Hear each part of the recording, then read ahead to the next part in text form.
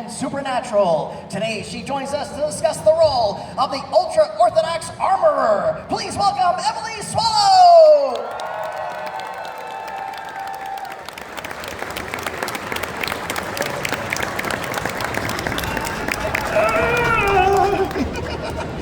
And next... Hi, everybody. Sorry. No, please, hi. And next, she is an actress whose body of work cascades across several fandoms, including Battlestar Galactica, Another Life, Robot Chicken, and Longmire. Today, she joins us to discuss the animated and live-action role of Bo-Katan Kryze. Please welcome Katee Sackhoff!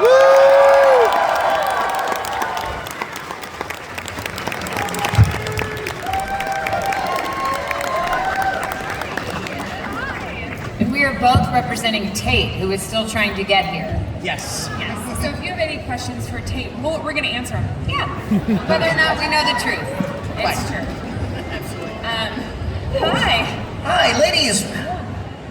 Yeah, I didn't know what to expect when I walked around that corner. I know. Thanks for coming out, everyone. Hi, everyone. Good. Thanks for Look at all being these here. good-looking folks over here. Nice armor.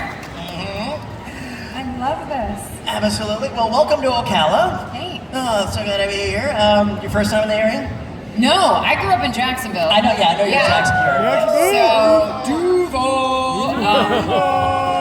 I have not been down here, I think, since I was a kid, but I'm familiar. Very good.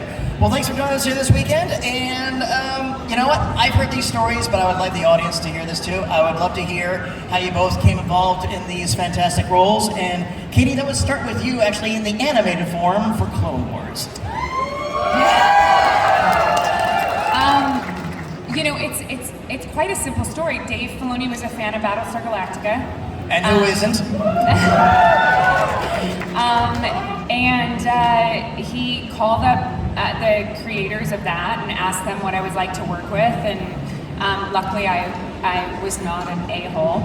And then they offered me the role. And I don't believe that the role was ever meant to be what she is today. I think that, you know, they sort of wanted this character to be there. I don't know if they knew at the time that it was Satine's sister. I don't know what he knew, but she just sort of kept evolving. And I think she kept evolving because she's based on Dave Filoni's wife. So that's job security, because he can't kill her. So, you know what I mean? Yeah, that would do it. And then the armorer. Yeah, I always love when people say, like, how did you decide to do Star Wars? Because this audition was like one of, I don't know, 100 I had that year, and I knew very little about what it was. I knew it was for this brand new streaming platform called Disney Plus, and nobody knew if that was going to be a big deal, but I guess it did okay. And I knew that it was possibly Star Wars. I knew it was a character whose face you wouldn't see, but I didn't know why. I do remember in the audition, which was very simple, it was just me in the room with the casting assistant. I remember I did have to say, "This is the way," and I was like, oh, that's kind of cool. That seems profound. But yeah, it was just a regular old audition, and then every step after that, I was like, what is this? Like, I went to my costume fitting, and they were like doing a cast of my torso. You still didn't know? No, I hadn't. I was standing there, and was like, there a code name that because they usually like give cutesy code names for these. I know it was for season 1. It was Huckleberry. I don't remember when I found that out. But yeah, I was like in a plaster of Paris cast when somebody finally said, "Oh, you haven't seen the costume, have you?" And I was like, "No, I don't even know what we're doing." And then they showed me a picture of the armor, and I was like, "All right, that's kind of cool." But yeah, it's like Katee said, I think I know that they create some of these characters. Sometimes they sort of have an idea of where they're going, but they don't always, and they trust that. They trust that the story's going to grow. And I know originally the armorer was going to die at the end of season 1 because she was going to sacrifice herself in that fight with the stormtroopers, but then they wisened up and decided she was better than stormtroopers, and that was no problem, and I'm very grateful for that. As are we. Thanks. Do. And then, Katee, we boomerang back to you. When did you get the overture to return to the character in live action form? So I think it was a 2018 or 2019 celebration. It was the one that was in Chicago. Dave was there, and I had heard loosely of Mandalorian. I had no idea what it was other than like it was a Mandalorian, of course, but still didn't know anything about it. And I went up to Dave, and Dave and I would consider us friends. And so I went up to him and I just decided to take the piss out of him. And I was like, so this Mandalorian thing, Bo's still alive, right? And he was like, yeah. And I went, okay. And does she, timeline-wise, does it fit? And he was like, yeah. And I was like, interesting. Interesting. And then I left it at that. And about, I don't know how much longer it was, maybe a couple months, 6 months later, I got a phone call to sit down with Jon Favreau. And I was like, what? Okay, weird. And went in, signed an NDA, and walked in and sat across from Jon Favreau and was like, what am I doing here? And then he walked in, and it took me about 20 minutes to realize that he was asking me if I wanted to play Bo-Katan, and my face was already in all the previs for or the storyboards for the show, and I was like, oh my God. And then he actually looked at me and he said, so is this something that you would be interested in? And I was and I think I hit the table, and expletives came out of my mouth. And then on the way home, I called my husband and broke my NDA. And said, I think also privilege. Yeah, exactly. And I said, I think I'm going to be in Star Wars, live action Star Wars. You were already in Star Wars, honey. Yeah. So that's sort of how it happened. Oh my goodness, what a ride! You have a little bit about me too. I haven't asked you about this too. What's your take on Favreau? As I said, because he seems to be this mad genius that kind of puts his thumbprint on everything, but it's a really remarkable responsibility that he's done, and he's really just taken this in the direction it really needed to go, at least in my opinion. I always tell people, I think it's undeniable that he's a creative genius, but what is so remarkable about working with him is that it feels like he's the best team coach you could have. He's always present. Even if he's not on set, sometimes we'll be shooting something and someone will be like, John's calling, he needs to talk to you. But he just sets the tone so beautifully because, we're involved with something that has a lot of special effects, and I think that story could get lost in that. And he makes sure that the story is the most important, that everyone's being heard. The amount of trust that he has in all the actors and in all of the craftspeople who are working on the show is remarkable. And I trust him completely, and because of that, it means even more that he is willing to say, okay, let's talk about this scene, let's work this out, what are some other ideas, what do you think?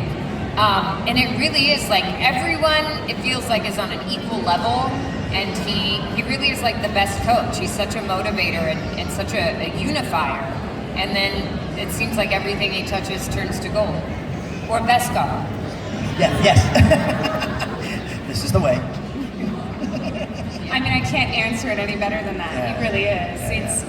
He comes to set every morning and he does these sermons, where that's what we called them, where for 30 minutes he talks about the day and the scene and what we're going to accomplish and what the goal is and where we've been and where we're going and what he wants us to keep in mind, and he motivates everyone, and then he goes back to his office because he's juggling so many different balls in the air at every second of the day.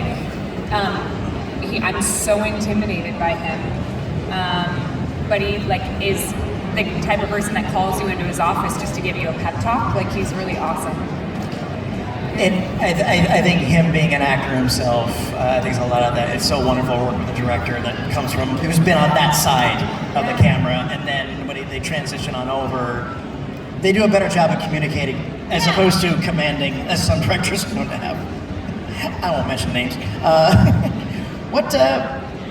For each of you, what was the craziest day you had on a Star Wars set? Oh gosh. I know there must be some doozies, but again, when you're working with this types of level of costumes, this level of special effects, this level of just everything, There must have been some doozies. Like of all of them? Out of all of them. Oh my god. I feel like you've talked about your knee sliding and running and So much fun. I mean, that was a really cool day. And like, so, there's in Star Wars, because it's such a huge beast, like they don't want you to get hurt while you're doing a stunt. So like you have to fight for the things you want to do. And you're like, no, I want to do the whole fight, or no, I want to do this, or I want to do that. And there was this fight, and I was watching the stunt double, and she did this like wicked knee slide, and I was like, and they were like, so what we'll do is we'll pause the fight, we'll bring in your stunt double, she'll do this knee slide, then we'll pause again, then we'll bring you back in. And I was like, no, you guys, I'm doing the knee slide. And the knee slide came at the same time that the shield comes up and then the gun comes out, and they were like, it's a lot of movements. And I was like, I have been practicing knee slides on my kitchen floor since I was 5 years old with dish towels attached to my legs. I have got this. And then the stunt team put down wax on the floor, which I did not realize. They powder, they've got wax that so when you slide, you don't stick to the stage. It's powdered wax, it's crazy. So they sprinkled that, and they were like, just so you know, it's gonna be a little slippery. And I was like, okay. And so we did the first one, and I just kept going. I was like, this is amazing! But I love that. It was amazing. I ripped my entire suit. The knees were busted out. Like, it was awesome. And they were like, we're gonna go again. I was like, yes. And then the next day, I went home that night and told my husband, and he was like, your knees are gonna be beat up tomorrow. And I was like, no, it's fine. And I woke up the next morning, and my knees were so black and blue. And I was like, oh my God. I literally looked like somebody had been hitting me with baseball bats. It was so bad. But worth it. I feel like my craziest day was a very Florida day, because it was when we were shooting the first episode of season 3, when the giant like gator, turtle, dragon, pause for a moment. How did they not know that this massive creature was living in this little pond? Whatever, logic.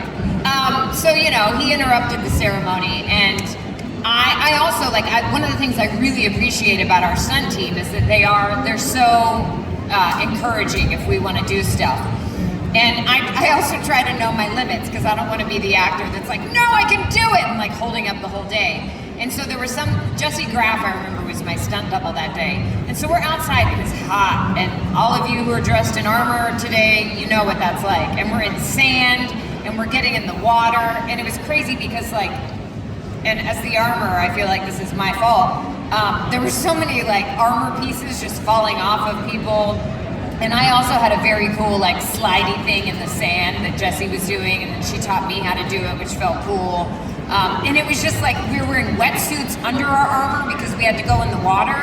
And so by the end of the day, it was sweat and just being in wet clothing all day with sand all over you, and it was hot, but it felt so good. So amazing, and it is so great when you get to do stuff like that, because a remarkable amount of the time that we spend is inside with the volume, maybe not even doing very much. So it's very satisfying when you do get to just jump in and get really dirty. It's like you're a kid. So it's great. Nice, very nice. For what's been the best thing to come out of this gig for both of you? I mean, the fandom is amazing. It's just unprecedented. I thought that Battlestar Galactica has a big fan base, as does Supernatural, and I thought I was ready for it. And then you enter into the Star Wars world, and it's unlike anything. It's massive. Every country around the world has a massive Star Wars fan contingency, and they always come out to support, which is so cool. And it's 40 plus years now. It's incredible, and it's so special to me to get to play these characters who, especially I think because of the relationship that Bo and the Armor wound up having, that to get to be these women who helped bring the Mandalorians together, and to get to portray a female character, and it's not a big deal that she's a woman in this position. and to see what that means to people. And I love getting to see like I see a little bow back there. I love seeing, to all the adults, you look great in your cosplay, but seeing kids dressed as the armor is so rad. And it's just, the place that it holds in people's hearts is really special. And getting to meet, grandparents who watch it with their grandkids. Because it's sort of the myth of our culture. It's like the Greeks had their mythological stories. I feel like Star Wars is like our American myth. And the great thing is, it's still going. Yeah. We know all the Greek myths, we know all the Norse myths and stuff like that, but Star Wars just keeps on going. And the great thing about the streaming format has done is it's been able to go in a plenitude of directions. And I always talk about it's a buffet now. It's okay. Maybe you don't like this, but it's totally okay to keep loving this. So much. Yes. Yeah. Yes, absolutely. And that's why, on behalf of myself and this audience, I thank you both. I thank you for your talents and your professionalism and for the performances you brought to these roles and your collective body of work for both of you. You've done fantastic work both in fandom and in non-fandom related projects, and it's been a delight. And I've told you before, I love Longmire. We just always wedge between your two space shows. I know. I needed a break, and I needed to exist on land for a while. So good to meet you. Well, ladies, thank you so much. I'm going to go on and take some of their questions, and let's see what they've got. Okay. All right. We'll go ahead and do a line. Okay, whoever goes first, I'll give you 2 pieces of candy. All right, come on over. Oh, nice. Hi, what's your name? Gianna, Gianna, what do you want to know? what's your favorite scene? Ooh. Favorite scene? Do you have one? I don't necessarily have like a favorite scene, but I think that one of the scenes that stands out to me as being one of my favorites was when I almost said Starbuck. Sorry. When Bo-Katan was walking with Grogu, talking to him about how the Mandalorians and the Jedi and all of this backstory. I really loved that. I loved that it was like a quiet moment before the storm with the crone. It was a lot of fun. Yeah, mine is also a pretty low-key scene, because so many of them were so fun to shoot, but I love the moment when I asked you to take off your helmet. Because there were so many people that assumed that when these two characters came together, like they were gonna have this, knockdown, drag-out fight. And there was so much riding on that moment, and you didn't know if they trusted each other, you didn't know if the armor was setting Bo up. It was such a pivotal moment, and to have that just in that quiet space of the forge, and then to walk out with you helmetless and, having Paz be all like, what's going on here? And everyone looking. It was just such a great thing to set up the rest of that season, and the fact that they did work together and that everyone joined forces. I love that it happened in that quiet moment. Do you have a favorite scene? I don't know. See that? It's a little hard when somebody Hard asks to you. choose All right, there you favorites. go. Great question. No, thank you. Hi, what's your name? Eva. What do you want to know? What's your favorite part about playing your character? Favorite part of playing your character? My hammer and all the things I could do with it, because I learned a lot of blacksmithing, and it was so satisfying to learn something like tangible, and I've continued with that. But I also love that she never picks up a blaster or a saber or anything. She just has her hammer and her tongs, and she uses them for many different purposes. Making salad, yeah, those tongs come in handy for salad.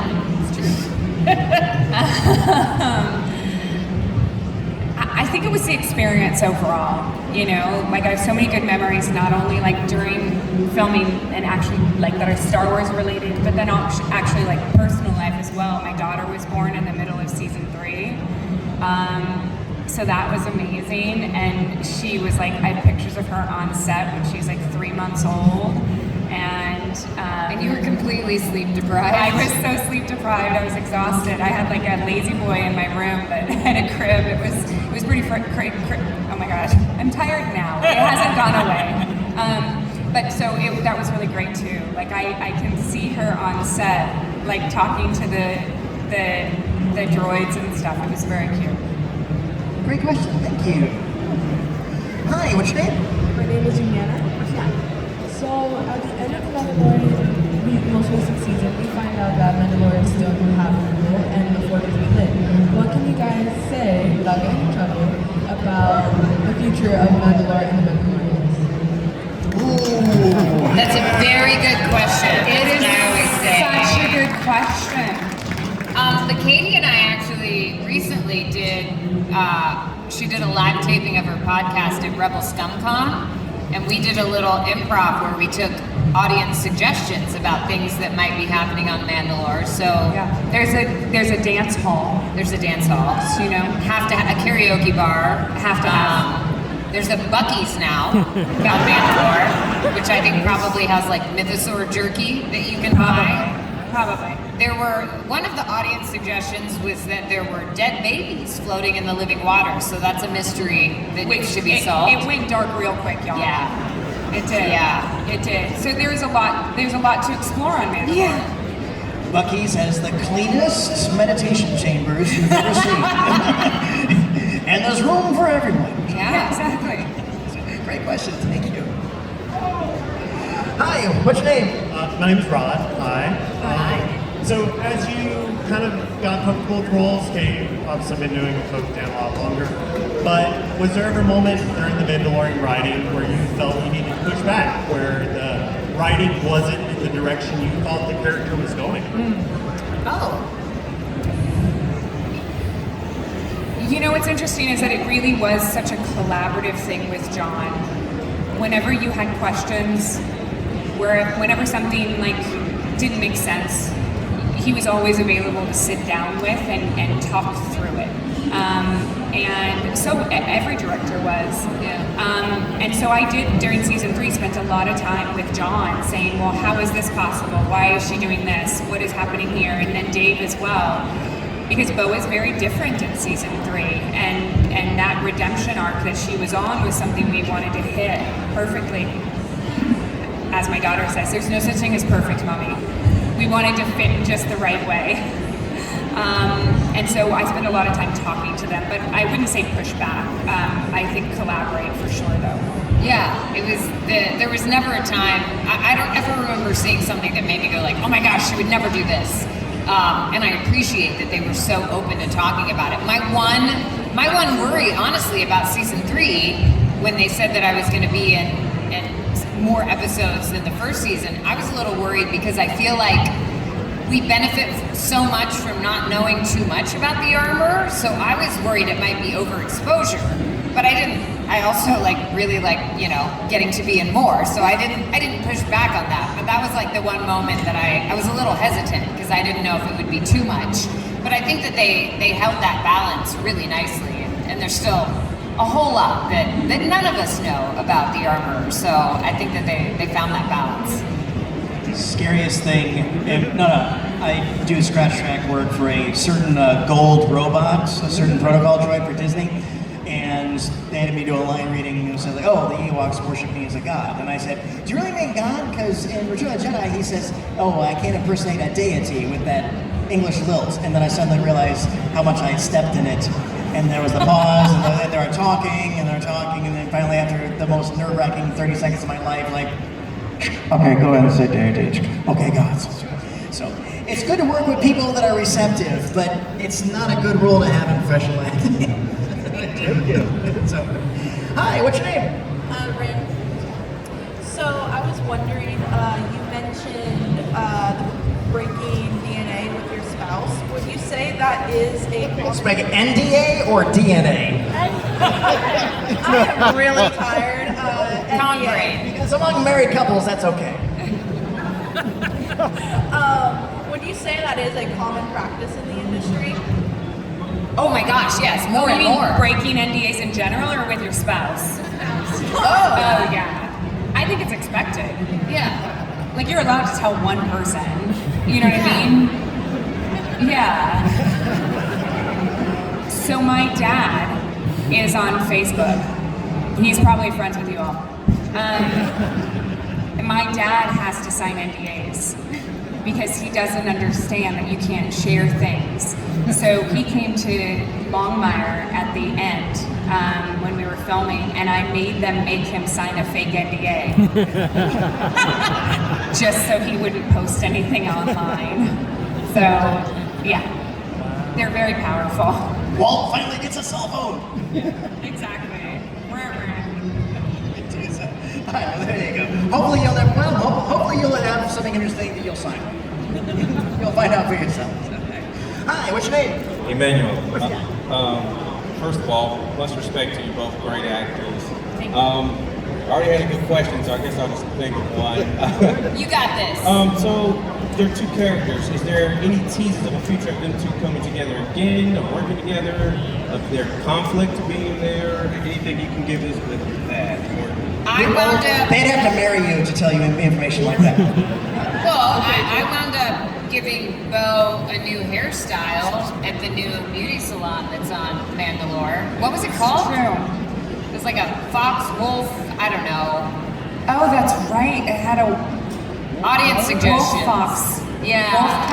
Wolf cat? Something like that. But it was a salon. Because that's on Mandalore now. Yeah. Because Mandalorians have janky hair. They do. They have constant helmet head. You take it off and you're like, what happened? Yeah. So we're developing knots to go inside the helmet. And they're helping us, make mini versions of them, but like droids that are in your helmet and making your hair coiffed at all times. Yeah. We're learning a lot here today, aren't we? Hey, what's your name? Hello, I'm Zach Jackson. I would like to know if you, unfortunately, as Bo-Katan, were not Mandalore, who would you guys choose for Mandalore? Oh, to like have To be the leader. To be in charge.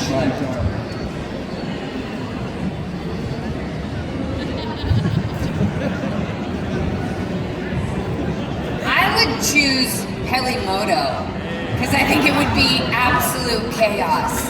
And also because selfishly, like my dream is to do stuff with Amy Sedaris. I mean, so yeah, I want to set Peli loose. Yeah, why not? We're making new rules now. Because I think she'd have fun at Buc-ee's. She would have fun at Buc-ee's. Yeah. They'd have to perm her all the time. She probably runs the hair She salon. does run the hair salon. She's constantly running around in like those foam thingies to keep Yes. her hair. Yes. Nice, good one, thank you. Good. Hey, what's your name? Ava. Ayla. Well, Ayla, round of applause for Ayla. And what's your name? Rory Sparks. Right, and come on over.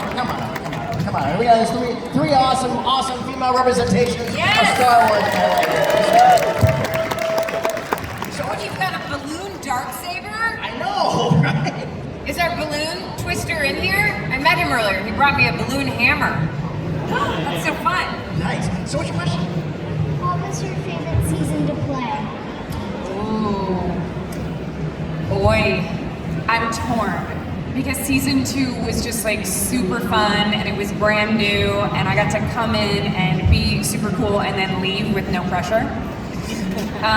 Season 3, I was there all the time and so I built up like consistency and then got to work with, Emily and Brendan Wayne like a ton and I loved that as well. And so I'm gonna say season 3 just because like we got to know a lot more about Bo. Yeah, season 3 for me too, because I felt like season 1, it was like the shock and awe of the fact that I was doing this, and I didn't quite, they didn't tell me very much at all. In season 3, I guess they trusted me a little bit more, or they just gave up, and so when I asked for scripts, they were like, okay, yeah, you can have them. And it did feel so good to be more integrated in sort of mapping out the season and getting to hang out with more characters, honestly, because I spent all my time in my forge in season 1. I never even got to go to the volume. So I love season 3. And there's so many moments from that season because we were there so much where we were just like sleep deprived and delirious and we made up songs and it was like a a slumber party when you feel like you can't possibly stay awake anymore, but you don't want to go to sleep and you don't really know what you're saying or doing, and it's just fun. That's like all of season 3 for me. Good one, thank you. Hey, what's your name? What's your name? So, do you keep the armor or do you give it back to Disney? Oh, Yeah, Disney does not let us keep that. Disney does not play. No. I kind of feel like it's a good sign, like in my mind, like if they won't let me steal something, it means I'm coming back because they need it. So the moment I say to someone at a convention when they're like, "Did you get to take anything?" and I'm like, "I have my whole suit," it's a bad sign. So it's good right now. Yeah. I have a suit of armor that a fan made me. The same fan who is a friend as well now, but he first made my dog an armorer cosplay, and now I have one that's my size too. nice. Great question, thank you. Hey, what's your name? Rory Sparks. Unfortunately, I'm not a woman, by the way, so... Anyways, what would you say your favorite vacation spot in the Mandalorian sector is? Oh, I mean, I really liked that beach we were on until the gator dragon Right? turtle came out. Before that happened, I mean, a lawn chair and like some sort of like beverage brought to you by a droid would have been really nice. Yeah. It was very pleasant. You could have been fanned by Timothy Oliphant. Yeah. I mean, that sounds like a real good day. Where would you like to vacation in the Mandalorian universe? So I'm Concord Dawn, not because like it's actually good, but because it looks cool, especially Rebels. Like, take me there, please. You can get some good Instagram photos there. Yeah. There you go. Totally. there, red one, of course, right? Hey, what's your name? Jonathan, if you could be any person in the Star Wars universe, besides Mandalorian, Jar Jar Binks. Really? Yeah. Try so hard. Yeah. Just tries so hard. And I appreciate the A for effort. I think being Han Solo for a day would be amazing because he just gets away with everything. There you go. All right, our last question. I already closed the line, I'm sorry. What's your name? John, What you got? can you talk about your first introduction to Star Wars? What movie or show? How old were you? I remember Ewoks before I remember anything else because I saw Return of the Jedi when I was little, and I just loved little furry creatures. So Ewoks were my gateway drug to Star Wars, and then I also thought that Princess Leia was really cool, and I wanted to be able to do my hair like hers, but they didn't have YouTube tutorials back then, so I never did figure it out. So you mean like the Ewoks Saturday morning cartoon, or those Ewoks live action movies? First seeing him in the movies, but then totally getting on board with the cartoons and everything for sure. And when the first time I met an Ewok cosplayer, I lost it. I have yet to meet an Ewok. oh my gosh. Oh, it was amazing. I was a little worried that I might frighten Hey, Star Wars her away. cosplayers, come back. We're taking a big picture with our guests, and Yeah. I want you all to be a part of it. So, Katee, what was your first exposure? My dad raised me on science fiction. And so it was, I remember seeing Star Wars at a very, very young age and being transported to this different universe and being amazed that something like that could exist in film. And and again with the Ewoks, just like in love. But I always wanted to be Han Solo. Always. And then I got Starbuck, which was a knockoff. Yeah. Very true, very true. Well played. Thank you. Indeed. What's coming up? Any projects you're allowed to share with us? And what's going on with your podcast, for those who may not know about it? So the Sackhoff show is still continuing, which is cool. I think that we're in the process right now of figuring out, so I've never seen Battlestar Galactica. And so I'm gonna do like a companion watch thing on YouTube as well, which will exist on the Sackhoff Show's YouTube channel. So I'm excited for that. Your version or the original? No, I have no interest in the original. You never watched your? No, God, I lived it. Like I never felt like the need, and we were working so much that I didn't have time to watch it while we were going, so I just never watched it. And either is my husband, so I thought, well, this is kind of fun, so we might do that. I think it'll be really cool. And then I just finished the new Carrie for Amazon, so they're remaking Carrie as a TV show, so super excited about that. Also very big NDA, so I can't tell you anything. Okay, all right.